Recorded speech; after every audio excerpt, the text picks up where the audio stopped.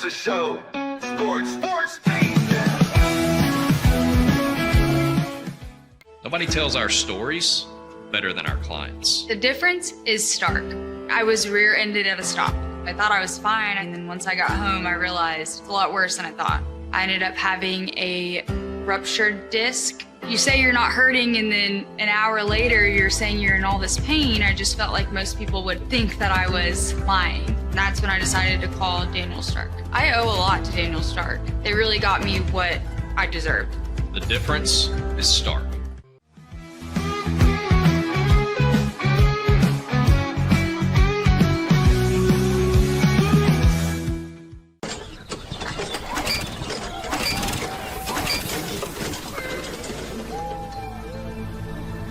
Just use AMP-Pace.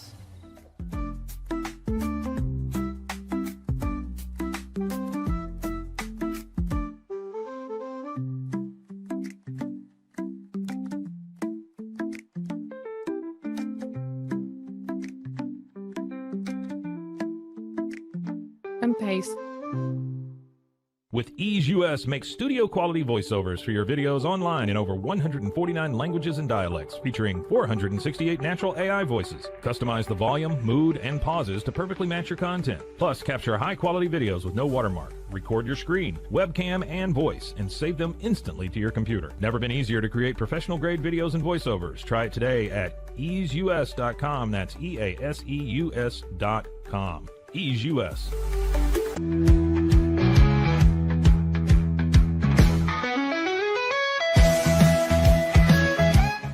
Since our founding, we've been revolutionizing hair removal with cutting-edge technology and a commitment to empowerment. The U-Like Air 3, launched in 2023, ushers in a new era of sapphire ice cooling technology, offering nearly painless hair reduction in just 3 weeks. Experience the future of hair removal today at ulike.com, because at U-Like, beauty is about looking and feeling good. That's ULIKE.com. U-Like.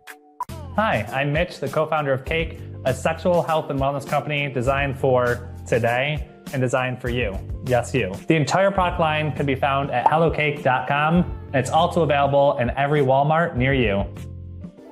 Send money abroad in just a few steps with Remitly. Sign up with your email, enter an amount, choose how your loved ones receive the money, enter your recipient's information, select a payment method, hit send, and relax. Download the Remitly app today. Looking for tickets to the hottest shows, games, and events? Ticket Liquidator is your one-stop shop for great prices, no hassles, and guaranteed tickets. Whether it's sports, theater, or concert, for the best seats at the biggest events, start with Ticket Liquidator today at ticketliquidator.com. Ticket Liquidator. Tervis is all about staying hydrated. Each product is built to last and comes in endless designs to match your personality. Stay refreshed and express yourself with Tervis. Visit tervis.com today and find your perfect tumbler.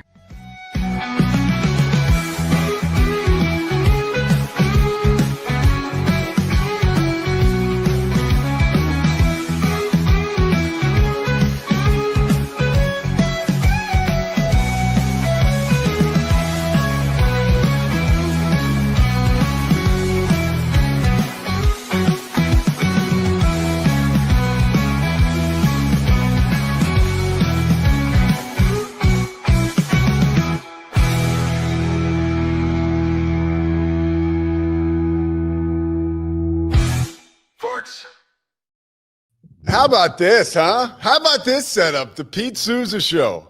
We're over on Elm Street, baby. Your worst nightmare. I'm Freddie Krueger. Cam Stewart is back in Boston. I got Garrett here alongside me. He's on the ones and twos, and Andrew's over there. There's a turf section here at the Rogue Media Network. I'm sorry, 365 Sports. 365 Sports. Transitions, a lot of them. At 365 Sports, we got turf over in the corner of the room. So Andrew's over there in the Turf Club. We are live on 365 and the Pete Sousa Show YouTube pages. We are so excited. It sounds amazing. It looks amazing. I've given Corey Dickman a hard time. When I came over here to check this studio out, probably, 2 months ago, there was a huge set for Paul Catalina's Tonight Show, but I didn't see even a sliver for the Pete Sousa Show. I was like, hey, I'll be doing a show here too, guys. I think Corey saw that I was a little chapped, and I mean, he delivered in spades. This is amazing. I can't thank Corey enough. I can't thank John Belade enough.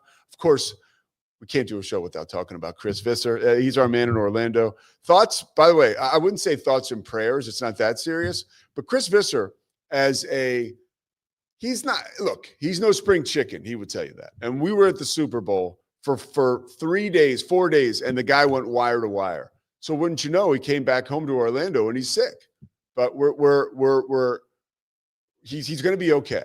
All right. I talked to him yesterday, but he's not doing very well. Let me tell you who is doing well. Slovakics, Daniel Stark injury lawyers, Sikora Family Ford. Okay. There are so many entities that are a part of this show that make it possible for us. I really thank everybody. First National Bank of Central Texas, and the list goes on, and we'll mention our sponsors throughout the show because some of them, they escape me right now because I lost my keys this morning and I had to take an Uber over to this brand new palatial studio. Okay.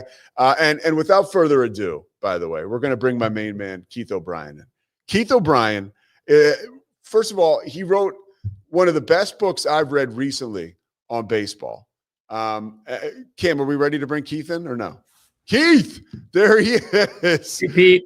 Keith, what's up, man? Good to see you. Oh, dude, good to have you this morning. I'm so excited to talk to you. It seemed like, how long ago was it that you wrote Charlie Hustle? When did it come out, I should say? It came out about 2 years ago. Okay. So we got a chance to chat just roughly around this time 2 years ago about Charlie Hustle, which was, there's so much out there about Pete Rose. So to get a different perspective, a different lens from you, an Ohio guy who really had Cincinnati Reds baseball and history in his DNA, you look, for lack of a better term, sorry to be cliche, you hit a home run, dude. You hit it in the nickel seats. What was the reaction and the response from that Pete Rose book? Because this is not, your job. It's not a popularity contest. And when you write about Pete Rose, especially somebody, a Cincinnati guy, there's a lot of people who still hold him up in very high regard, right? How was the reaction to the book? Well, yeah. Thanks, Pete. Good to be back with you. So Charlie Hustle, I tried to write straight down the middle, revealing nothing about how I felt about him. I wanted to tell Pete's story through the prism of history with on-the-ground reporting and documents that had never been accessed before from his court files, and write that story and let people decide for themselves. And I think the most fascinating thing about the reaction was people were divided, just as they are about him. I got emails from people who said, for decades I've supported Pete Rose and I believed he should have been in the Hall of Fame, but now I read your book and I don't know if I think that way anymore. And I got other emails from folks who said, for decades I've thought that Pete Rose is a terrible person and he should never be in the Hall of Fame. And now I read your book and now I'm not so sure anymore. And I think that to me was the best kind of email, the best kind of comment, because, I was getting people to, question how they felt about something that I think everybody has an opinion on, right? It's one of the great late night sports bar arguments, Pete Rose. Everybody's got an opinion. And I think that was the most interesting reaction. I was listening to Mad Dog Russo talk about, so he was talking about what's going to happen after the Super Bowl as far as like sports talk. And, it's always kind of a lull, which is why it's a great time for your Larry Bird book, Heartland, to come out. We're going to talk about that in a moment. But that's the ultimate topic. Like if you got a sports radio afternoon drive show and there's nothing going on, you can talk about Pete Rose getting into the Hall of Fame and the lines will light up from Las Vegas to, Los Angeles to Cincinnati, wherever. It's a topic that really is so compelling. Last one on this. Do you think that he will eventually get into the Hall of Fame?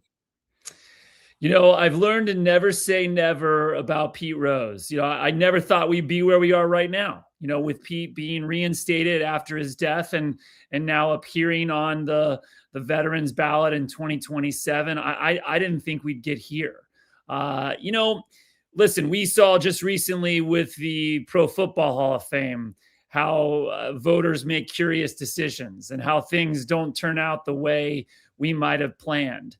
I will say this, in those rooms where they weigh these veteran candidates, I do know that they analyze everything, not just the players' numbers and statistics, but who he was as a person, what he did off the field.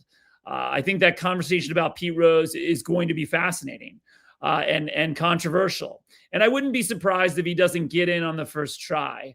But I do think, I'm not going to dodge your question, Pete. I do think he'll ultimately get in. And here's why. I think we've sort of lost perspective on the Hall of Fame. We like to ascribe moral values to our heroes that they may or may not have. And I think specifically with the Baseball Hall of Fame, we have excluded a lot of candidates who we consider, not good people. And I just don't think that what the Hall of Fame is about. And at the end of the day, that's a museum in Cooperstown. That's a tourist attraction in Cooperstown. And what induction would draw the largest crowd in the history of the Baseball Hall of Fame?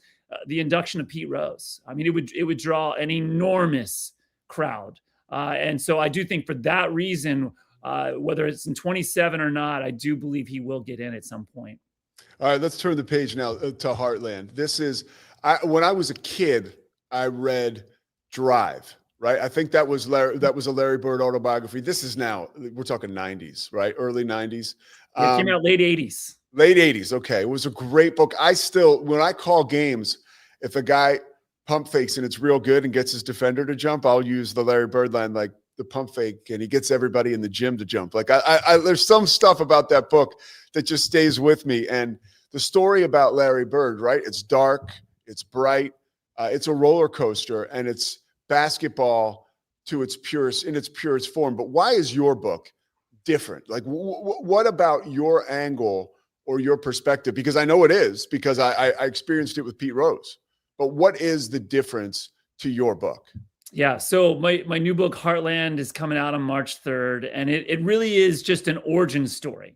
It's a narrative that unfolds between 1973 and 1979, this little moment in time where Larry Bird very nearly slips away and then emerges as an American icon. And honestly, the reason why I came to this story in this way is that I just feel like we've been telling the Larry Bird story wrong all these years. Anytime anyone ever goes to tell the Larry Bird story, they always do the Bird magic thing. The Bird magic sing-song narrative, because of course, as sports fans will know, Bird and Magic will play in March 1979 in the NCAA championship game, the most watched basketball game of all time, a television audience of 50 million viewers. So I get it, of course. But I think the problem with telling the narrative that way is twofold. Number one, it's a little disingenuous because Bird and Magic don't really know each other. They meet one time in college before that game. They cross paths in the spring of 78, 1 year earlier when they both play on an all-star team for about a week down in Kentucky. They barely talk to each other. They barely interact. Based on everyone I interviewed, they just don't hang out that week. They don't know each other. That's number one. And number two, when you tell the Bird story by pairing it with the Magic story, you really end up diluting both men's stories. And specifically, you end up diluting Bird's story, which is just objectively one of the most unlikely underdog tales in sports in the past 50 years. Bird, as I said before, he very nearly slips away in the mid 1970s. I have new reporting in the book about all of that. And there are lots of sliding doors for Larry Bird, even after he joins the Indiana State Sycamores up in Terre Haute, moments where it just could have gone differently, where he doesn't end up on our radar. And so, that's the perspective I brought to this story. And the last thing I'll say, Pete, is this.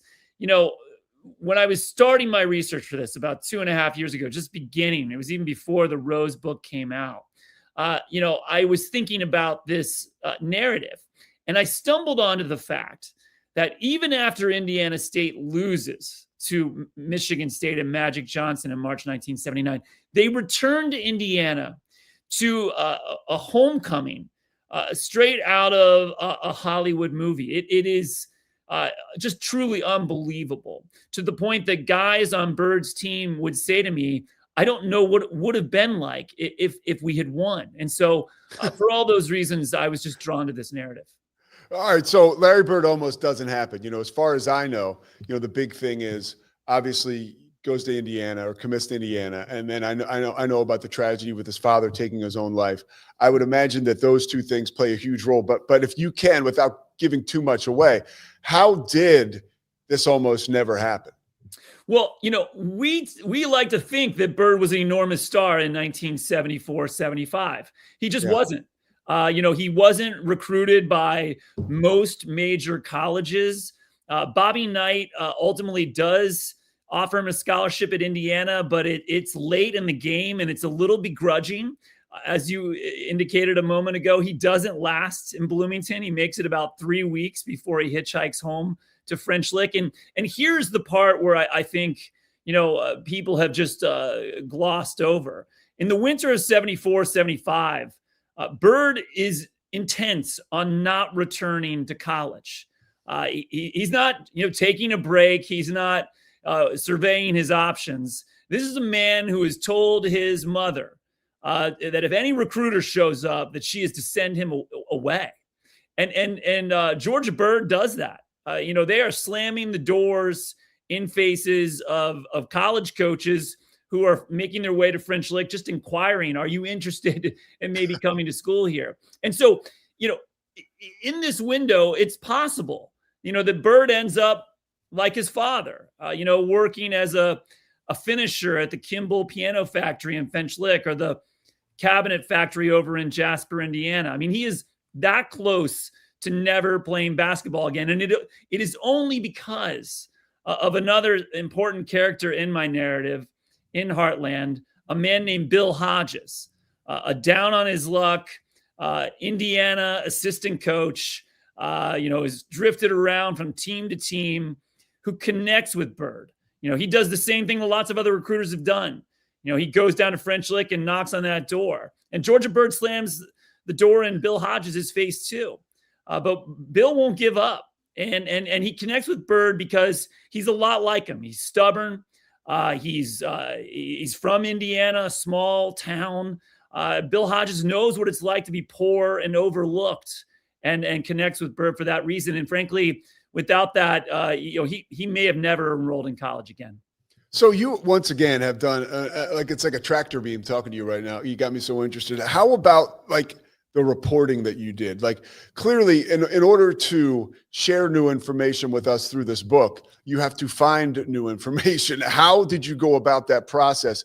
Because we're not talking about, okay, I'm going to go back to the guy who worked the locker room at the Boston Garden. You're going all the way back to French Lick, right? And to Terre Haute, which is a time that we just don't have it chronicled like we do once we get into the 80s, 90s. So how'd you find this stuff? I mean, spent a lot of time in Indiana, flew there, stayed there, set up shop there.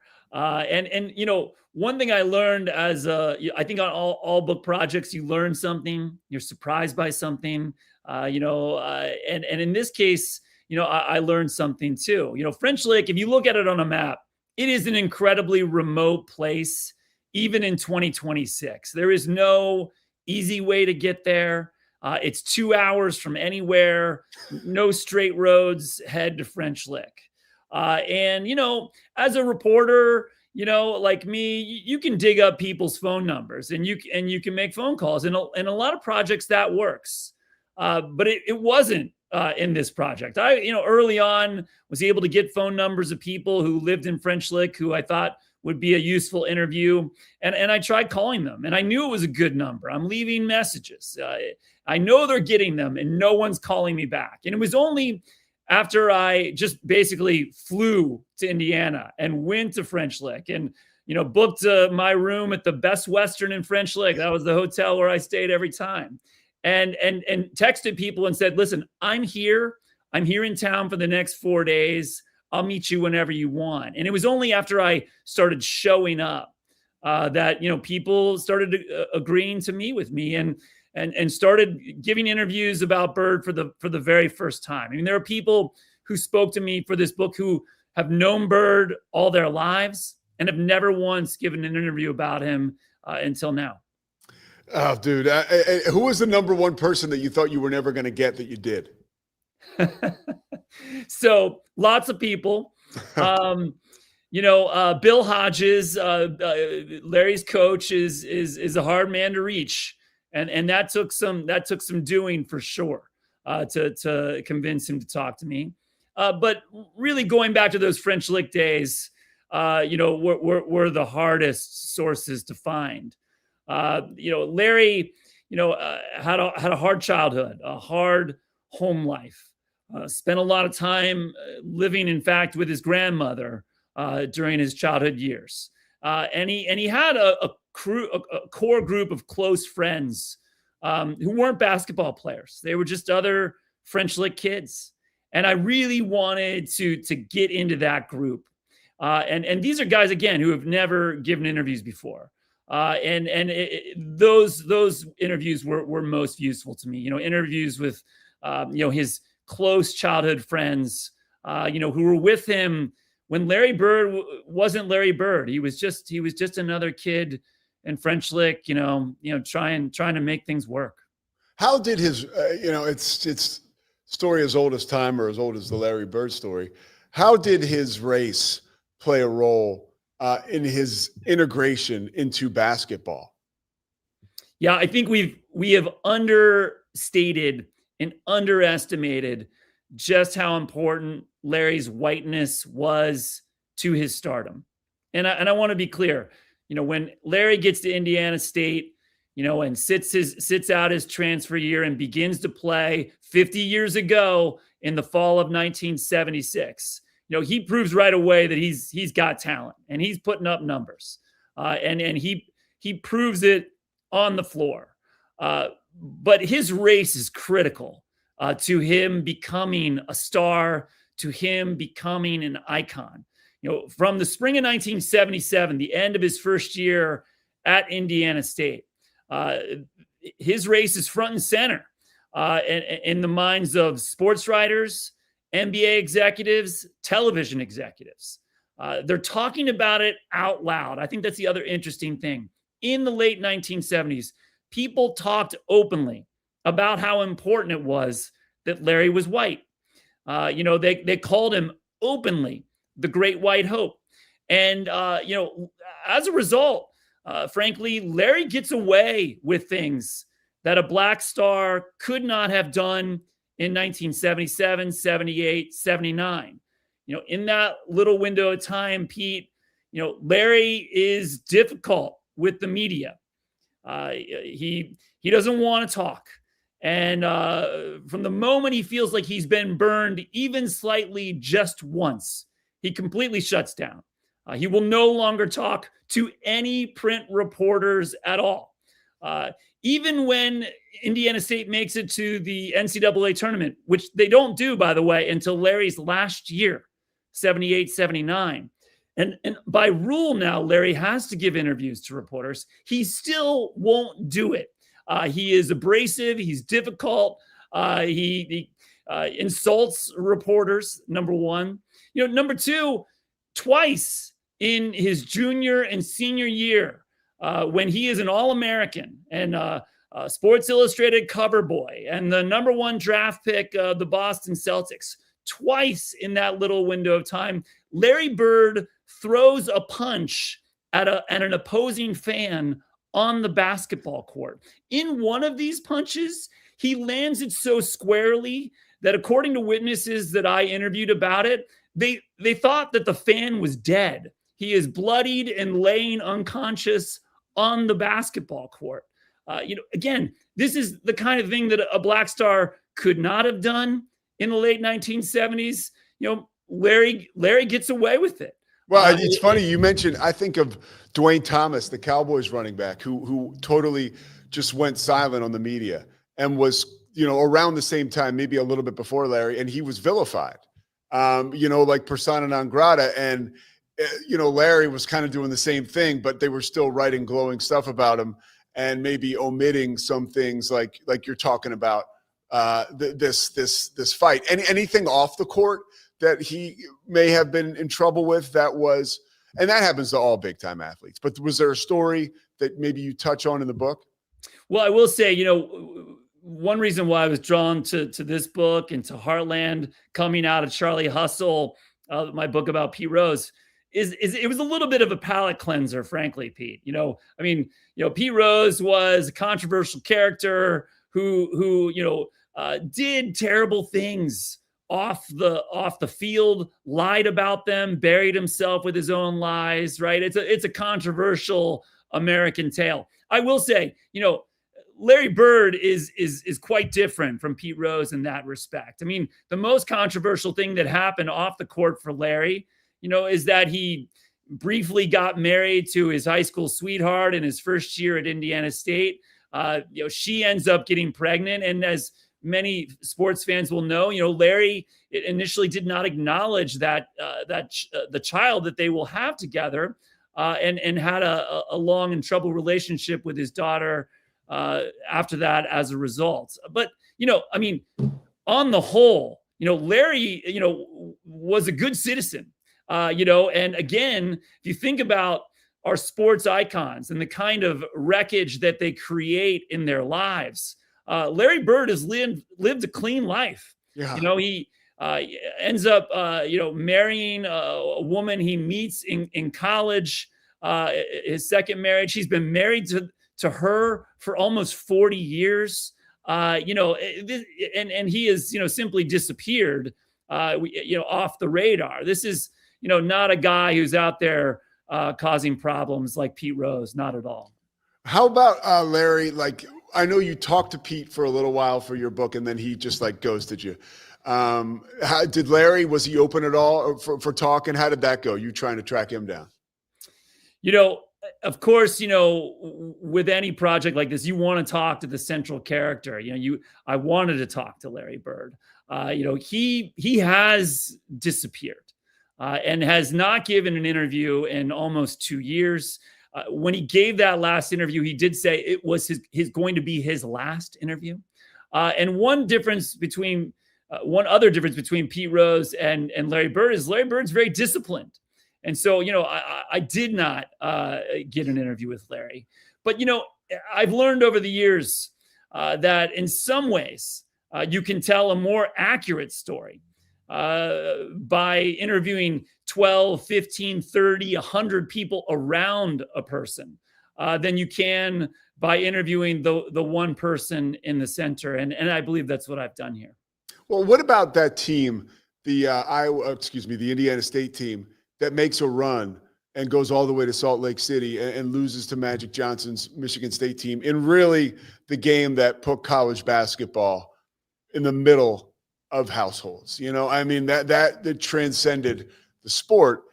How did that run come together, and just how magical were you able to discover it was? Well, it's everything. I mean, you needed to have Bird and Magic in that final game to have that record number, but you really needed Larry Bird and Indiana State. And NBC executives who were televising the NCAA tournament in those days knew it. In fact, based on my reporting and my research in the archives in Indiana, they're saying it out loud. NBC executives are saying it out loud in February and March of 1979 that they needed Indiana State in that tournament. They needed Indiana State in that game. It obviously, it was a team that had one of the great collegiate stars, Larry Bird. As we already discussed, he was a white star. That absolutely mattered. And also what mattered was the Cinderella story of Indiana State itself. I mean, this was a team that had, just a couple years earlier, almost drifted off the basketball map entirely, almost been banished to Division II, couldn't draw 2,000 people to its games in Terre Haute. There were high school teams in Indiana that had bigger crowds than the Indiana State Sycamores. And now in the winter of 78, 79, here they are out of nowhere, unranked before the season starts, putting together one of the most unlikely seasons in modern sports history, undefeated, undefeated into February, undefeated into March. That undefeated record absolutely did matter, drew the attention of casual fans.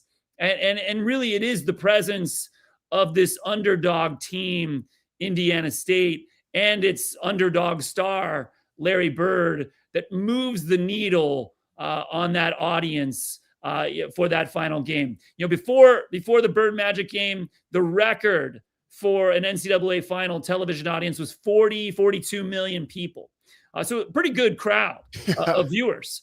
And I think based on what I read in the archives and based on the comments the NBC executives made before the game was set, the matchup was set, that it could have gone over 42 million if it was just Indiana State against anybody. That's how big of a story Indiana State was in March of 1979. So Keith, when you're doing this book and you're putting it together, and I want to ask this one question, and then I want to give my man Cam, who's back in Boston. I think he's actually wearing a Larry Bird jersey today. He's got to ask you a question or two. But what was the thing that shocked you the most, without giving away the answers to the test? But what really, when you're digging about Larry Bird, were you like, oh wow? Whether you're sitting in a hotel in Indiana or you're back home working on it and you have a conversation on the phone, what was the most jarring moment for you? It's a great question. I mean, there are multiple moments, multiple, stories I could give as an answer to that. I'll say this, Larry Bird's father, Joey Bird, was troubled. As you indicated, Pete, he'll commit suicide in the winter of 74, 75. In that winter where Larry has left Bloomington, returned to French Lick, and is telling folks he's not going back to college. In that window of time, Larry's dad commits suicide. And there were stories in French Lick, that, it was because he was troubled by what had happened during his military campaigns in World War II and Korea. And I wanted to know more, because this is a story that we hear a lot about folks and, things that they might have seen overseas leave scars. And I wanted to know if it was even true. And so I spent a good bit of time tracking down Joey Bird's military records and ultimately did, dig them up after several months. And, Joey Bird serves in World War II, and he also serves in Korea. And, when I initially looked at his World War II records, it's pretty clear that Joey Bird didn't see any action at all, didn't do anything. And so, that was curious to me. But then I got to Korea, and, the opposite was true there. Joey Bird sees real action with the 25th Infantry, near what is now today the demilitarized zone between North and South Korea during the winter of 1950-51. This is a bloody winter in Korea, and it scarred Joey, I do believe, because not only is it apparent in the records, but when Joey returns to French Lick, he writes a very small article about it in the Springs Valley Herald, the little newspaper in French Lick, Indiana, which I dug up as part of my research. Wow. So he really went through it, and that and his alcoholism, that's a recipe for disaster, right? And again, I appreciate you for sharing that, because we do hear that so often about veterans and what they're going through. And to really see that in black and white, I'm sure for you was revealing. Cam, maybe you can brighten this up a little bit, right? I mean, Larry brought you so much joy. I mean, look at this dude, Keith. This is not costume day. This is who this guy is. Okay? Amazing. Yeah, yeah. Like I came prepared. Pete recently found out that I'm an Eagle Scout. Be prepared. We're prepared for this when we're talking Larry Legend and the Celtics. Well, tangentially the Celtics. I have a question about kind of what this does for Indiana, Keith. So I'm a big fan of Hoosiers and the Milan Miracle and all that story. And certainly Indiana's on the map as being the basketball capital at that point. You've got the Milan Miracle, Bobby Knight, at IU winning national championships. But is it this Larry Bird and the Indiana State team and that championship game? Is that what kind of solidifies Indiana and like the national zeitgeist of like this basketball was born in Massachusetts but grew up here? A great reference there to Massachusetts and the birthplace of basketball. It was the winter of 1891, right, when Dr. James Naismith comes up with this game, which, by the way, in those early games, it was an actual basket. If you scored, they had to stop the game, get a ladder. Somebody had to get out there and tip the ball out of that basket. I mean, that peach basket. What's really interesting is I think it's a cumulative effect. Basketball catches a foothold in Indiana in the late 1890s because there are YMCAs everywhere. And the game proliferated through YMCA gymnasiums. And even though Indiana in 1893 is a fairly small state population-wise, there were almost 24 YMCAs across the state. And the game really starts there. And as you indicated, Indiana basketball, Indiana Hoosier basketball, later Bobby Knight are critical to furthering this narrative as a cradle of the game. But I do think Bird matters. He is, the most famous citizen from that state. He is everywhere today in that state. If you go to Terre Haute specifically, where he played his college ball, you will not miss him. There is an enormous statue for him in front of the old Indiana State Arena. There's a 33-foot mural of Larry Bird's very first Sports Illustrated magazine cover in downtown Terre Haute. And, one question I asked myself, as I was reporting the book is, how much is Larry Bird actually worth, say, to Terre Haute? And so I had a local economist and tourism official run those numbers. And guys, Larry Bird today in 2026 is still worth roughly $7 million annually to the local economy of Terre Haute. That's how big Larry Bird is in 2026, 50 years after he last played ball, in that town. I got one more for you. And Cam, stay up for this because if you want to follow up, you can. And then, Keith, I know you got stuff to do. We'll let you out of here. The Bobby Knight piece I find very interesting. And this is that time in his life. This book chronicles that. What was the relationship between Bird and Knight after that separation? Like, was there resentment on Bobby Knight's part? Was there denial on Bobby Knight's part? Like, hey, he wasn't any good when he was here. Like, he quit on us. Because you have two of the most iconic figures in basketball history that split very quickly. And Bobby Knight, as we know, just being a hyperbolic dude, like how did he handle that on the back end, and how did Bird handle it as well? So I want you to picture a moment. I wanted to identify specifically what day it was that Bird left Bloomington. And I was able to do that. It was Friday, September 13th, 1974, Friday the 13th. And, Bird, leaves town that day. He tells assistant coach Dave Bliss that he's going. Dave Bliss. Wow. That's a big name. And Bliss told me that he was panicked. Bliss was actually the point person for recruiting Bird, not Knight. Bliss knew him. And Bliss knew that if Bird was saying something like this, he meant it. And so Bliss is panicked and tries to find Bobby. But Knight is gone. Knight is giving on that very night a speaking. He's at a speaking engagement in Fort Wayne, Indiana, where people are paying $25 for the privilege of hearing Bobby Knight speak.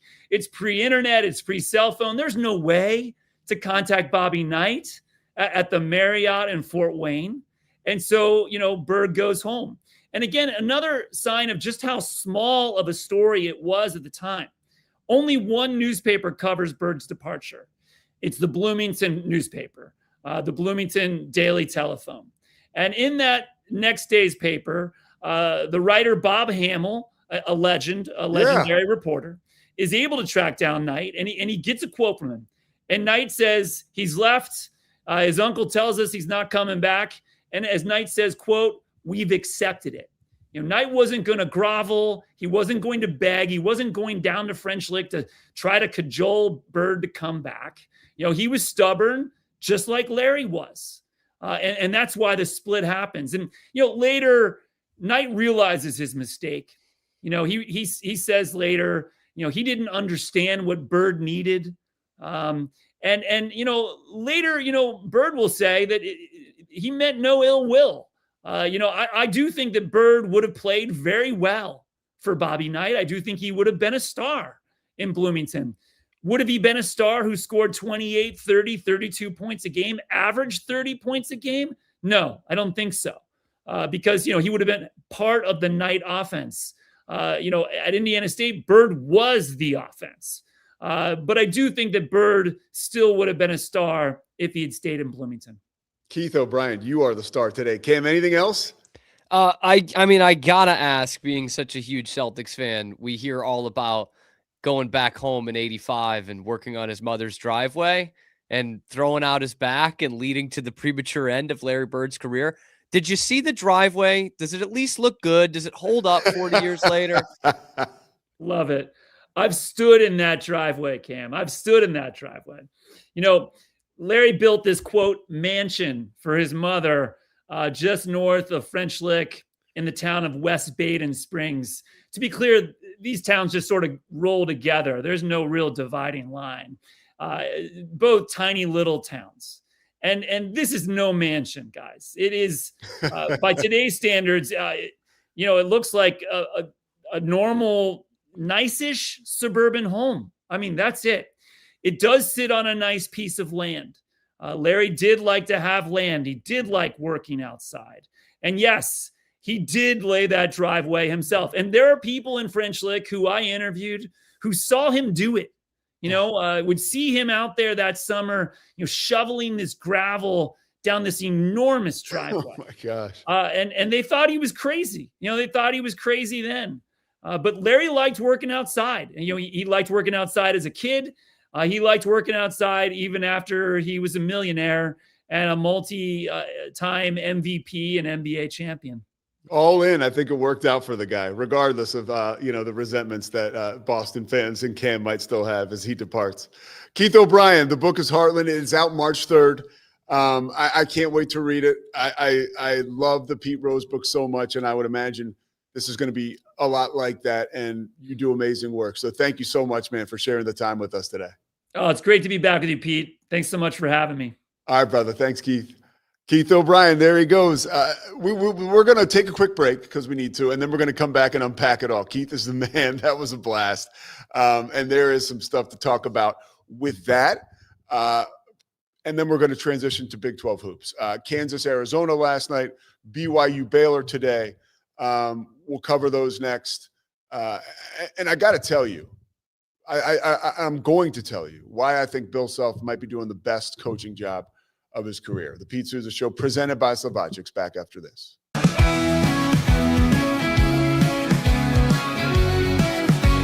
With a focus on performance, design, and customer service, we're here to help you work smarter, not harder. Join us on our journey to simplify your world. Visit acasis.com today. That's ACASIS.com today.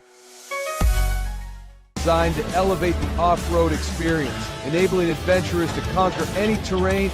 For 50 years, you've trusted us on your toughest recoveries, to your most breathtaking destinations, and in countless unforgettable memories. We offer fast shipping, exceptional customer support, and furniture solutions that stand up to high traffic environment. Elevate your space with BizChair's vast selection of stylish, reliable, and cost-effective furniture. Visit us today at bizchair.com to transform your business.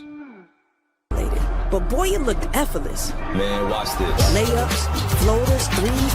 He was like an unsolvable equation. I was born like this. His resilience, his strength, his belief, adversity never stood a chance. Know your power. VivoSun's mission is to empower growers with stylish and effective products, making indoor growing accessible and enjoyable for everyone.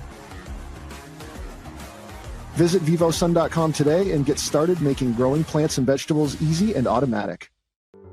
Whypersonalloans.com. Request a loan anytime. Our partners can offer loans up to $35,000 with varying rates and terms. Review your loan offer with no obligation and decide what works for you. Visit personalloans.com today. So all you have to do is tap your Popple to the back of someone's phone like that, and they instantly get your social media and contact info right on the screen. They don't need an app or a Popple to receive your info. So get your Popple today and start impressing everyone you meet. Make it pop.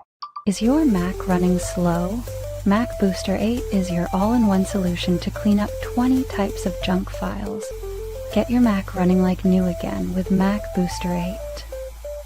Visit macboost.net today. It's the Pete Sousa Show.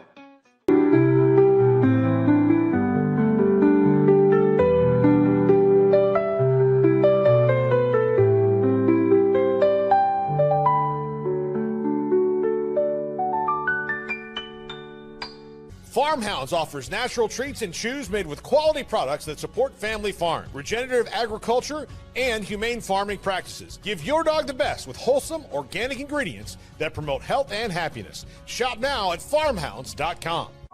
Circulon C1 Series Clad with Scratch Defense Non-Stick. Maximize cooking, minimize cleaning. Discover the unmatched durability and elegance scratch-free, worry-free, forever.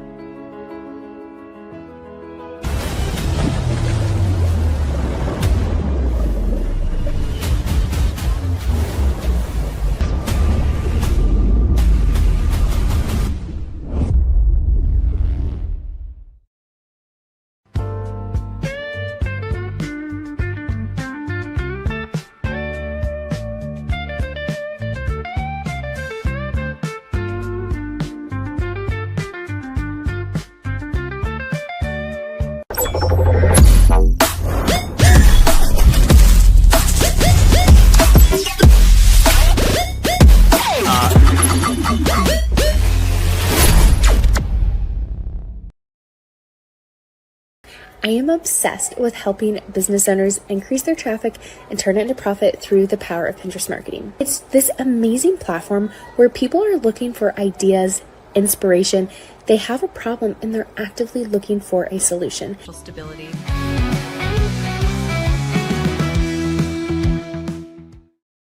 The Pete Sousa Show, Cam, I need you to hop right in because there's one thing we got to dissect. Okay. I'm here for this. What about when he mentioned Dave Bliss? How about that, man? I mean, I shouldn't have been caught off guard. I did know, like, Bliss and Krzyzewski were the two big Bobby Knight disciples. Honestly, I knew about Bliss. I knew about Bliss at SMU. Obviously, I knew about him. He did a hell of a job at SMU. I knew about him, obviously, at Baylor. I did not know he was from the Bob Knight coaching tree. That was like jarring for me. Yeah, I think Krzyzewski and Bliss, like, I think they're maybe it's just Krzyzewski as a groomsman in Bliss's wedding, maybe not the other way around because Mike got married pretty early. But like somewhere there's wedding photos with Mike Krzyzewski and Dave Bliss in the same spot. I'm lucky enough, so I'm calling the American tournament for ESPN, and I'm working with Chris Patola, and this will be an off-camera combo. Like, dude, what about Dave Bliss and Kay?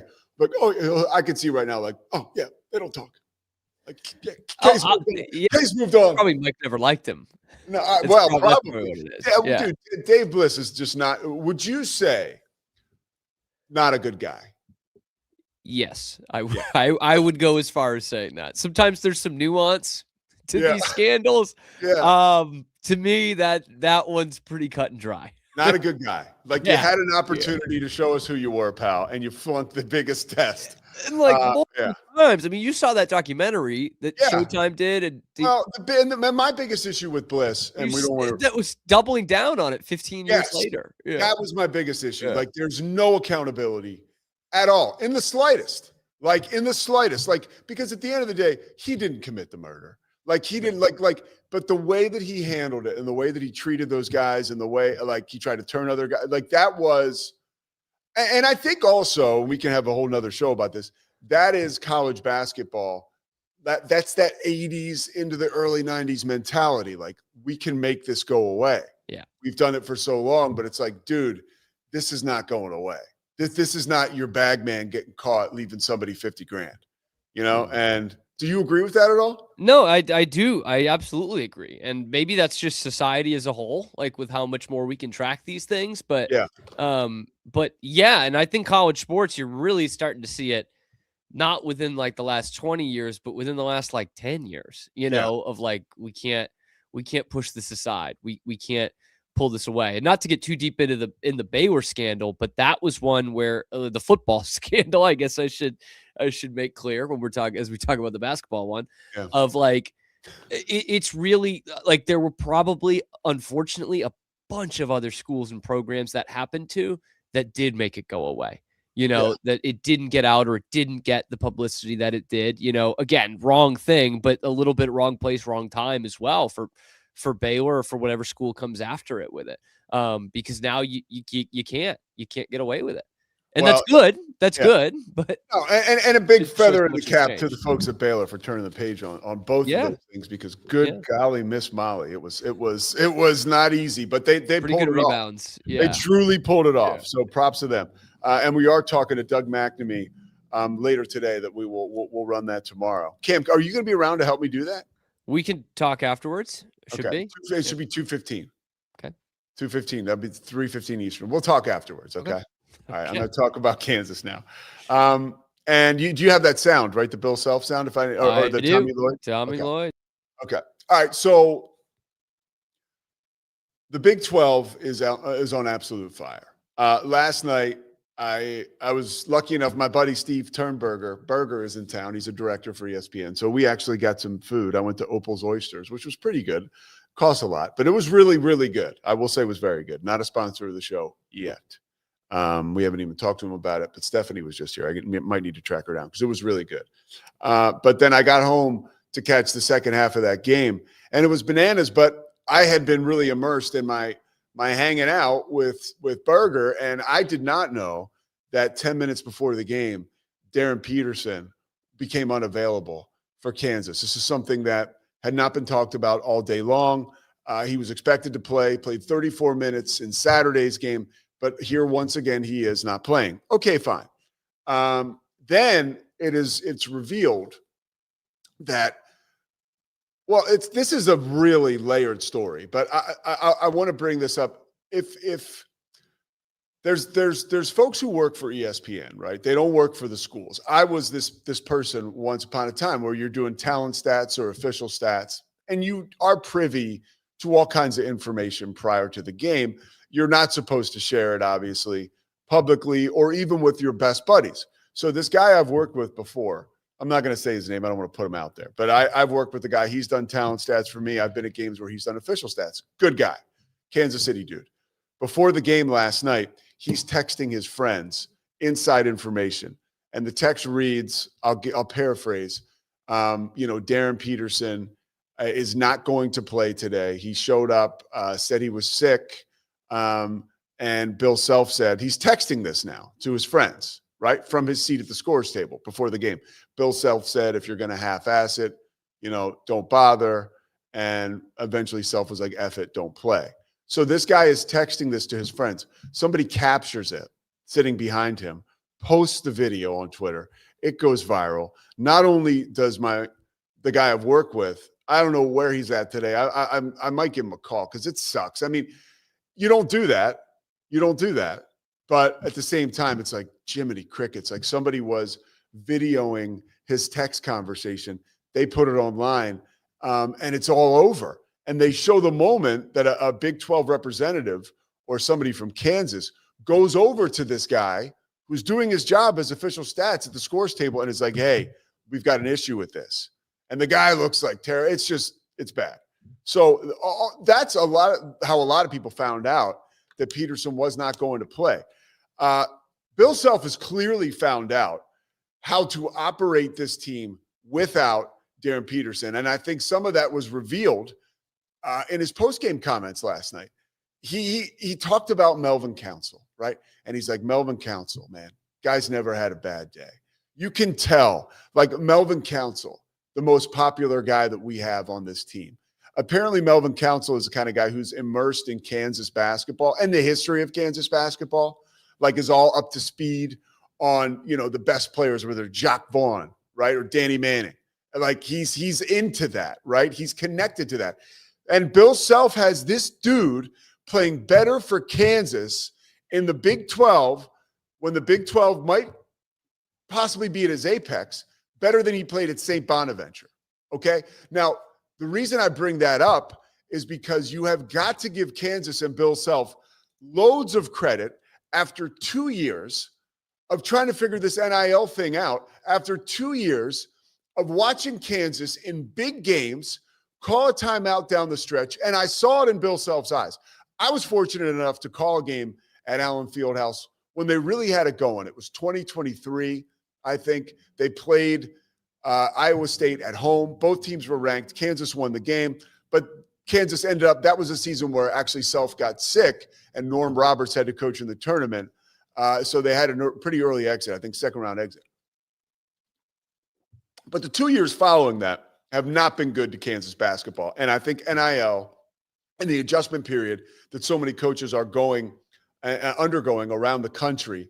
I'm not saying anybody got exposed, but the difficulty of coaching in this NIL era was certainly revealed. So Norm Roberts has talked about this openly, about how there was a self-evaluation for Kansas basketball about how are we going to build this roster? How are we going to get guys that are going to come on board, right? And really kind of be dogs, but be talented dogs and fit in with our system. Melvin Council is the best possible example of how Bill Self might be doing his best job coaching, okay? And you also have to keep in mind, Badunga is the same way. Like he's another junkyard dog that's got amazing athletic ability, but last night, 23 points, 10 rebounds, 3 blocks. You look at Council, he had 23 points, 6 rebounds, 6 assists. Like the numbers speak for themselves. They're playing against the number 1 team in all the land who has been unbeatable this year. And these guys are playing without the number 1 player on their team. And Kansas looks just as good. And whenever Darren Peterson figures out if he wants to play again for Kansas, that team will take the floor and they'll be just as good. Like, so not only has Bill Self found a way to adjust to the changing climate of college sports, but he's also found a way to coach 2 different teams pretty much to great success. Now, after the game, and we'll play it for you right now. Here's what Tommy Lloyd, now his team just lost, so you can imagine he's frustrated.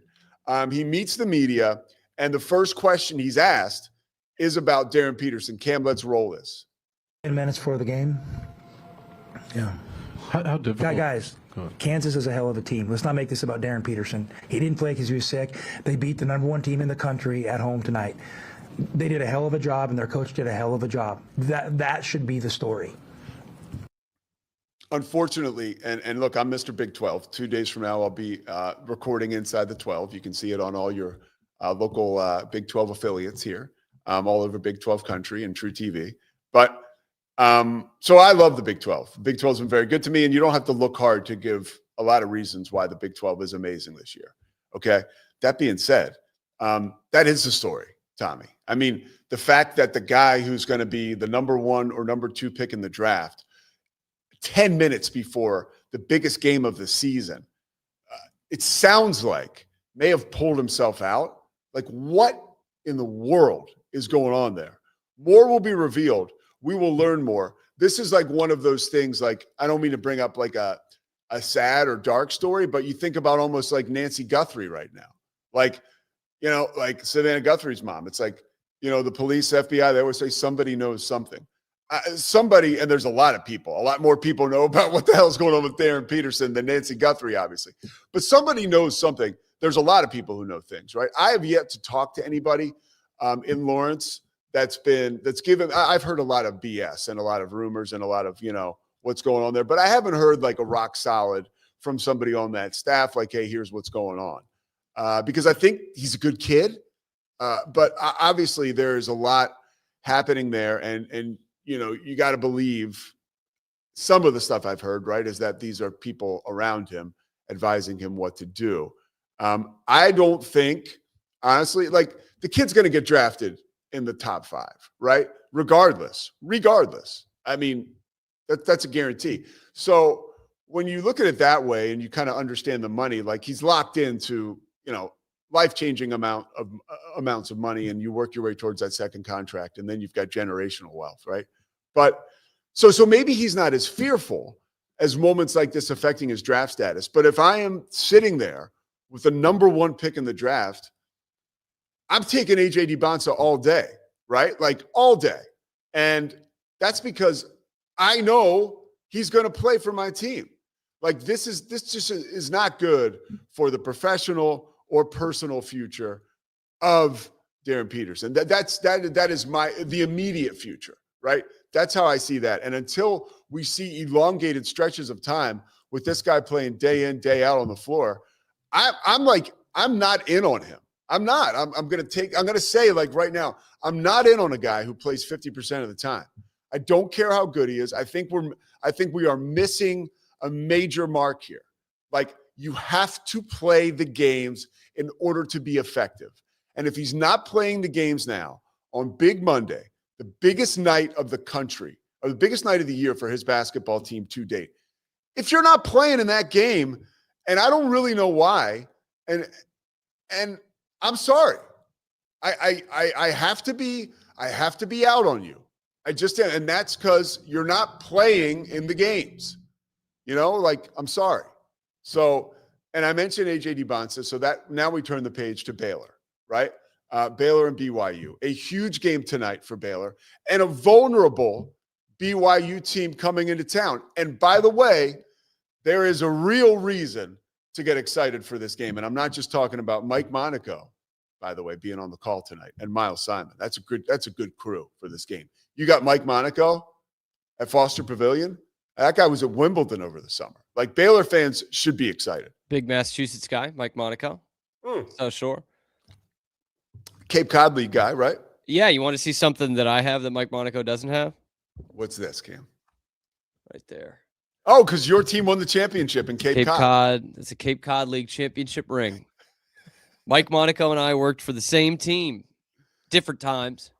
I got a ring, and I'm working with Pete Sousa's producer. And ouch, I'm sorry, he didn't Cam. get a ring, and he's doing. I won both times, Pete. I won both times. Cam, by the way, what did they say about Monaco? Like, because I mean, obviously I met dude. Mike. But You mean around Wareham, like on the Cape? Yeah. Legend. Yeah. Legend. Like everyone was like, he was the best announcer and like a cool dude, because you get a lot of like you saw a little bit of this at the Super Bowl. You get a lot of people that work in the Cape League that are either at Northwestern or Arizona State, and of course Syracuse. And it's a bunch of 20-year-olds who break wind and roll up the windows, man. Like, that's what they're doing. And hey, how you doing now? Welcome to another game. We're gonna say, hey, I went to Syracuse, and actually, and then I took a semester at Arizona State, and this is how they taught us to talk. And we're not real, but we're never gonna laugh about anything. No fun is allowed. When we do, though, we'll laugh like this. On the Cape Cod Baseball League. We'll be right back after this. So there's a lot of that, and Mike Monaco was not that. No, I was definitely not that. So I think they love when someone's not like made from broadcasting AI, and Monaco was not. Hard. Yeah. So, Pete, there were so many of those. I mean, we don't have to get into it, but I don't want to, because it gets me frustrated. It was just crawling with these people. I can tell you, I worked that Creighton game over the weekend with Jess Settles, right? Jess, we had dinner after the game, and he was talking about Paul Burmeister, who's an NBC sports guy. He's doing Olympic stuff right now. He's a great play-by-play guy too. He played football at Iowa, but he said Burmeister is self-taught. And I was like, what does that mean? He's like, well, he didn't go to like Syracuse or like Arizona State. Jess was like, everybody goes to those schools. He was like, Burmeister's self-taught. I was like, really? Yeah. Like, I was like, so I'm self-taught. Yeah. Look at me. Right? Cam, you're self-taught.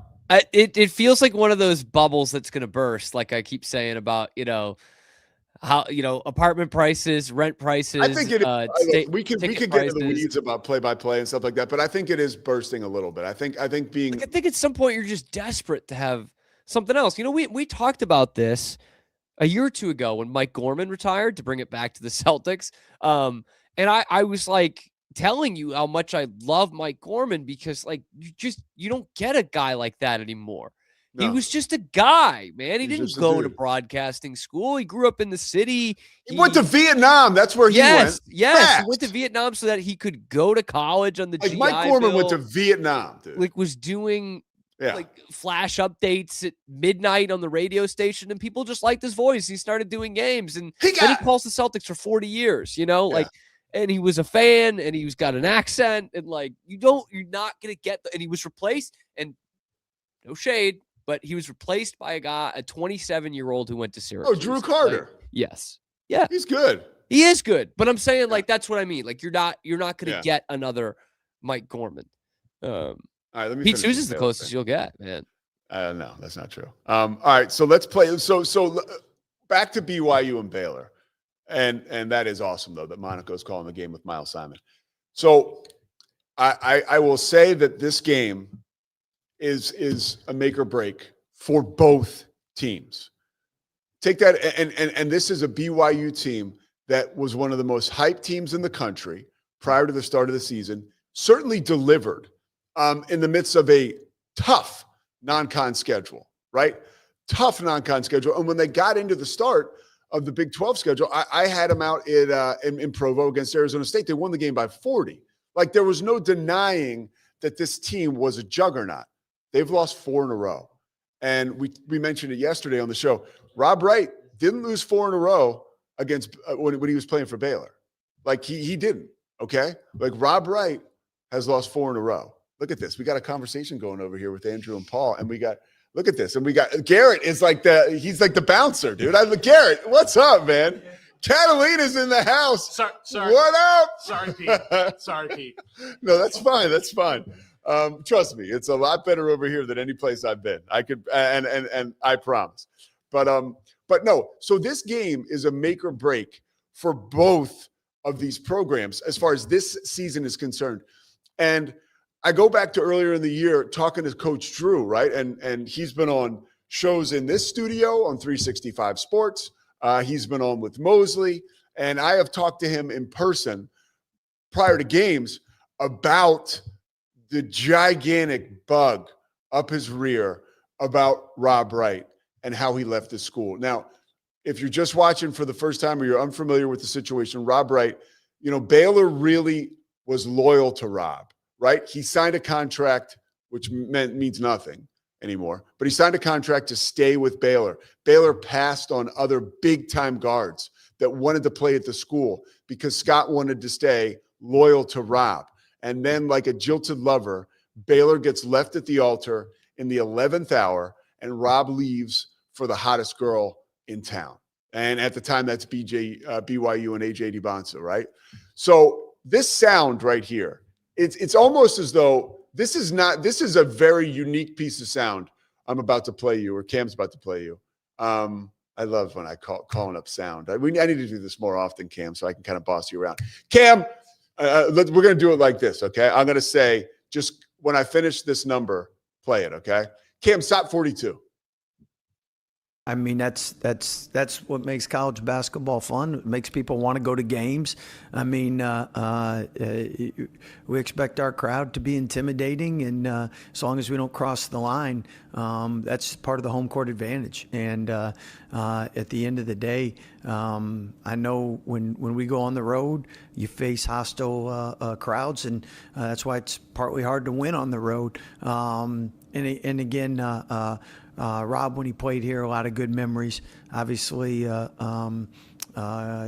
it's hard anytime people leave your program, but that happens more and more. You prefer it to be not after they sign a contract with you, but it is what it is. That is not typical Scott Drew, because we know him to be the ultimate class act who flies above all the rest of us who roll around in the mud. I think that lets you know there's two things that jump out to me with that point he makes. One, I mean, obviously he is still frustrated. There's three things, actually. One, it's major frustration, and look, man, there's resentment there, right? We got to, as a sober dude who deals with Alcoholics Anonymous, like you got to clear the deck of resentments, man. And Scott has yet to be able to do that with this. Okay, he's human like the rest of us, by the way. We all have our resentments, but they're not healthy. Okay, two, I really do think he's trying to evoke change, and he's trying to just rail on the system that he is now working in, much to the effect that his best buddy, Jerome Tang, is doing the same thing every so often. And three, I really do think he is saying, like, look how this impacted our team. Like, you know, like it's not only impacting, you know, maybe he hasn't said this, but like there's an argument to be made, like if Rob Wright's on this team, Mikey Rattai's having a better year. There's an argument to be said. So there's all kinds of, you know, it's just all a part of this snowball effect. Now, Cam, I want to bring you in because we don't have too much more time left on our show today. We got off to a little bit of a late start, but we're rolling in our new 365 studios. Cam, are you there? Jesus Christ. I called this guy twice. Yeah. Cam, get off your phone, okay, and be there for me when I need you. Sorry, Pete. That's all right, buddy. You can be on your phone all you want. I'm just happy. I did think that I was looking at something I thought was going to be good sound for right now, but it's not. Of course you were. You were always, honestly, Cam, you do such a great job. This has been such a fruitful deal. Okay, but and I can call on you for something like this. Yeah. I'm going to say something, and I want you to finish the sentence, okay? Let's do it. It's like therapy. Let's go. Rob Wright coming back to Baylor tonight and playing at Foster Pavilion is...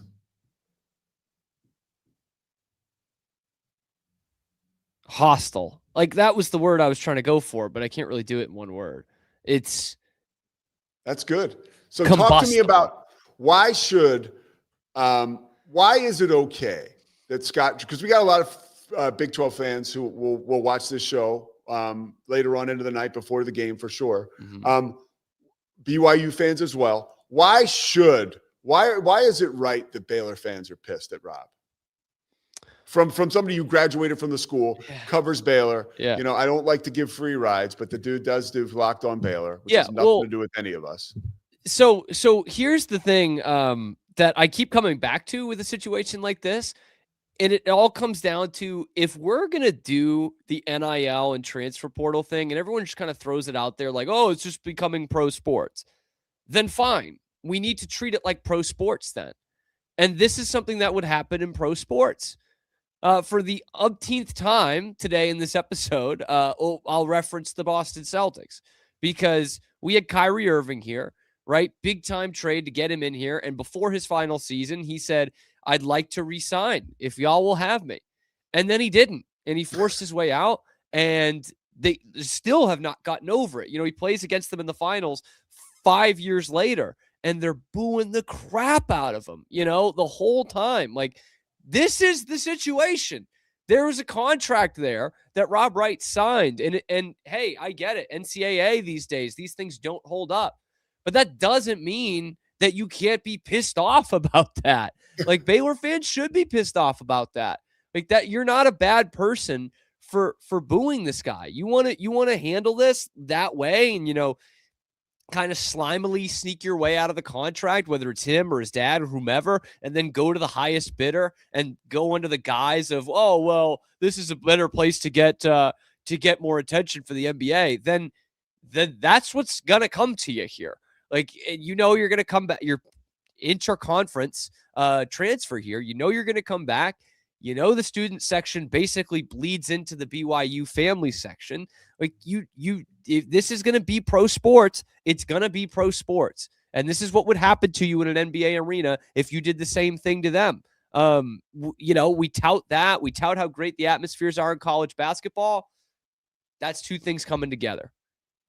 Okay. It's totally fine. Totally fine. Boo him every time he touches the ball. Two more questions on this for you. Hold on, I kind of just want to go on my phone for a minute, if you don't mind. What did you think of Scott Drew sort of encouraging a pointed type of behavior from his student body? I have not been around Baylor nearly as long as you have. I wouldn't say nearly. It's not like you're an old man. Yeah. You're not like David Smoke, who's going to sit here later on. But like, Smoke is a guy who's been around it for a very long time. Yes, you've been around it for a very long time, but not super long. All right. Do you ever recall Scott Drew with the call to arms to the fan base like that on a person, on an individual players? Yeah. No, not to a player. No, never. And honestly, I'd never heard him have a soundbite like he had talking about the contract. That's just not something I'd ever heard from Scott Drew. And I think that's sort of born out of the James Najee thing too, a little bit, don't you think? With how many people came after him for that. And he's just like, man, like, this is what we're dealing with. And I need bodies. I need a player. Like, here I get an opportunity to talk about how we had our best player under contract and he left. So no, I have not seen that. I've obviously hear him call to arms quite a bit for a crowd and an atmosphere and all that, but never towards one player. It didn't happen to LJ Cryer, which I think is kind of the interesting mirror image of this, is like, LJ played for you for a couple of years, won a national championship as a reserve, and comes back in conference playing for your conference rivals, but he didn't have a contract signed. Yeah, that wasn't that big a deal, left. really. Yeah, hey, how about it this? Stunk. So here's what Scotty B, the Baylor King. I expect more boos for Rob Wright than Donald Sloan from Texas A&M ever did the 2009 year after Sloan did a self-oop done to himself in 2008. Scotty B, thanks so much. By the way, we got one here. Bear the Truth is like kind of depressed. Hey, Pete, looking good. Sorry it's been a minute, but man, losing interest in sports these days. Tonight is the night, brother. Tonight is the night where you get back into sports, Scotty B, the Baylor King. And you got to That was Bear. I'm sorry, Bear the Truth. And you got to get back on Locked On, right? I mean, I guess he stopped watching because Cam's too positive. Is that which by the way, if Cam's too positive for you, Brian, I love you. If Cam's too positive for you, you got a problem I can't solve. And I love you. Bear the Truth. All right. So by the way, I mean, Sports Week, if we're talking about bad sports weeks, Pete, I last minute went to the Beanpot Championship last night, college hockey tournament in Boston. I knew my BU Terriers were up against it with this great BC team. And we had awesome seats, lower bowl. BU gets their ass kicked 6-2, 2 championship losses in 2 days for me. And that second one probably hurt more. What's your affiliation with BU? I've just always been a fan of theirs. That's the only school that I root for that I don't actually have a real connection to. But BU hockey was always. What's that? Howard went there. No way. Howard Stern, I did know that. Of course. Yeah. Okay, so here's the last question for you, BU Baylor specific. As far as tonight's crowd is concerned, this has been a lukewarm Baylor support system all year long, and for good reason, right? I mean, like, they, outside of the Washington win at home, right? Like, they have not had a ton to cheer for at home. Yeah. Right. I mean, and I could be missing something, but that's what jumps out at me. I did a bunch of the non-con games filling in for JMO on radio.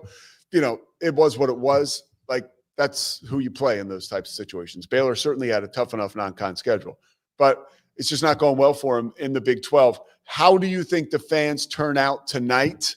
Like, is it a sellout? And are they really hard on Rob?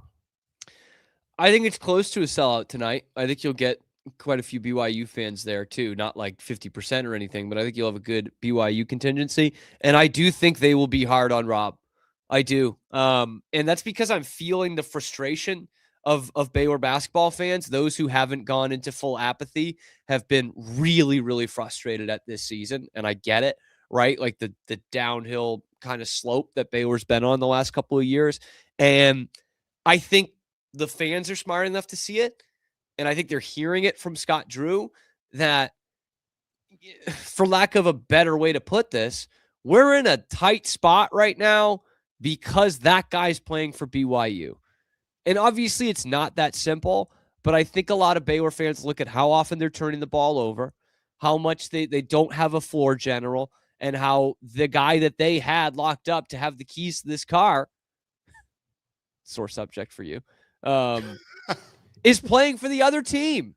Yeah. And a team in their conference, and one where he says, I have a better chance of becoming an NBA player. And I get Kevin Young obviously has all the NBA ties, but Scott Drew has been just as good as anybody is putting guys in the NBA the last 5-10 years.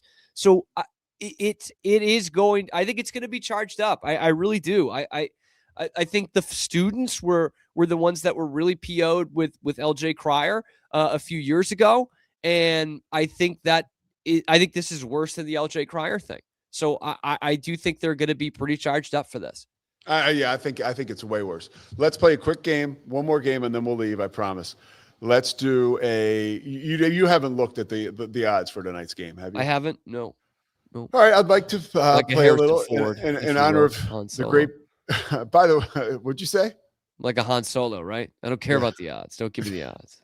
Yeah. All right, Han, hold on. Watched The Fugitive on the plane ride home the other day. Oh, God, what a good movie, man. What a movie. I had seen it like 8 to 10 years or so. Great Joey Pants in that movie. Great Joey Pants. Okay. Good Ralph Cifaretto.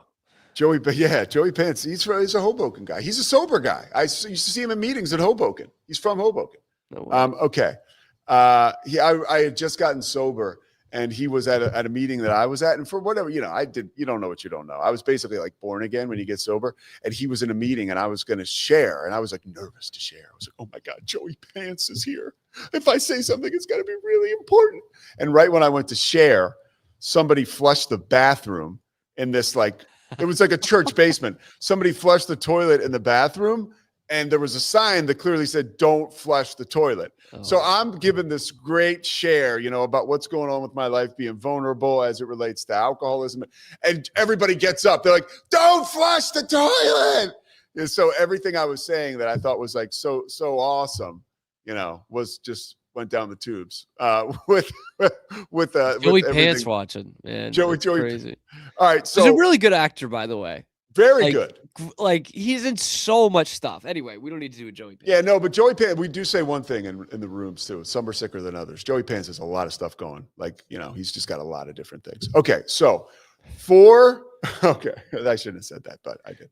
All right, so people have stuff going on in an AA meeting, Pete. I don't think you're revealing too much. Thank you. Great point. All right, so what do you think the line is for tonight? Guess it. BYU on a 4-game losing streak. Yep. On the road, but still clearly the better team. 3.5 to BYU. 4.5. 4.5. Yeah. Now, when you look, BYU, they're coming off the Oklahoma State loss that you and I saw together in the hotel in San Bruno. What a time that was, man. What a time. That was a bad loss. That was a bad loss. Yeah. 99 points. Oof. You kind of get the Houston loss, although it was at home. But yeah, but you look at those 3 of the 4 were home games. I know they were all against top 15 teams, but yeah. Sorry, man, you fancy yourself to win 2 of those. Yeah, you have to. If you're that good. You have to. So, all right. Well, this is a huge game for BYU, man. And I think it's, by the way, the start time's a little tricky. 6 p.m. local. Yeah. Okay. All right. Love that, man. Love that. I thought for sure they were sticking us with Central Time Zone and Mountain Time Zone. I thought for sure they were sticking us at the 9 p.m. Eastern. No, it's a great start time. And again, Monaco, Miles Simon, that's a huge game. It's a lot of fun. So we'll be talking about it tomorrow. We're going to chat with Doug McNamee later on today. I'm going to ask him a little bit about, where Coach Drew's head's at. But I'm also curious, what's the number one thing you would want to ask Doug McNamee, Cam, while I have you? I mean, it's not my number one thing, but I will put it out there because I have people ask me about it every week, and that is beer. Everyone asks about beer at football games, man. And there's some inkling that Doug McNamee might be the guy to change that. Does that matter? It doesn't to me, and obviously not to you. I think it's way overrated. Yeah, I understand why people want it. I do. Yeah. I really do. I think you should have beer. Don't get me wrong. It's a football game. You should have beer. Yeah. But the fact that it's not there, that's not why you're not winning. Right. So right. let's put it into the proper context. I am interested in how much of a revenue stream it is, though. Yeah. I heard about when they sold it at that concert last year. It was across Canadian, I think. And it was a pretty big bill they got out of it. Pretty big revenue generator. And so, if we're going to be nickel and diming this in this NIL world, maybe that is a good way to go. In Morgantown, I know, and they were struggling this year. We were talking about NIL. I do think that they get $2 million a year from alcohol sales, like just football. Yeah. So, yeah, that's something, Pete. That's something. Oh yeah, that's something. That's a left tackle. I mean, right? Yeah, I'd like to ask how he thinks about Jeff Traylor and GJ Kinney and some of I'm these not guys. asking Just that. get some preliminary thoughts. I'm not asking that. All right, Cam Stewart. That's why the you're man. doing it and I'm not, Pete. Among many other reasons. Cam, you're the best. Garrett, thank you so much. Andrew was in here a little bit from the Turf Club. Man, what a goddamn great experience coming in here today was. And I really do want to say thanks to John Valade, to Corey Dickman, of course, to Chris Visser, Cam, and Garrett for making this a smooth operation, because we were off to a bumpy start, you know. Wait, what is this? Let's see. Amazing hockey story. Thanks for jumping in the chat too, guys. Appreciate it. I will say that, get off your phone. Be there.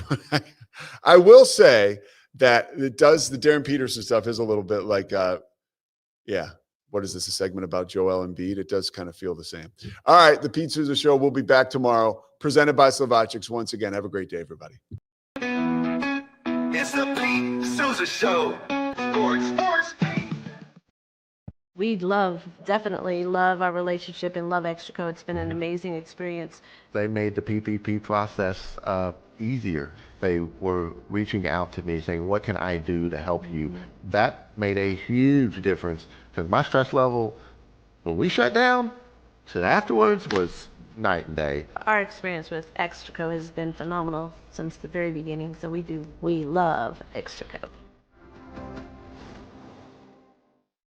Nobody tells our stories better than our clients. The difference is stark. I was rear-ended at 70 miles an hour. I was injured, had a concussion. The insurance company, they delayed. They were playing games from the initial conversation. They weren't going to help me. The biggest thing I learned through this is that you can't go through this alone. I called Daniel Stark.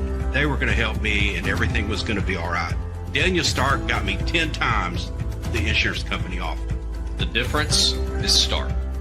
Nalgene Outdoor has been your trusted companion, fueling adventures and helping protect the planet. We're committed to reducing waste, improving access to clean water, and providing simple, safe, and sustainable products for you and your family. NALGENE.com.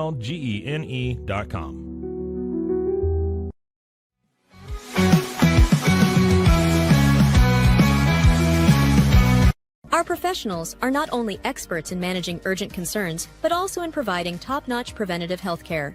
We're proud to connect pet owners to a vast network of licensed veterinary professionals, ready to address any immediate concerns. Book your first appointment today.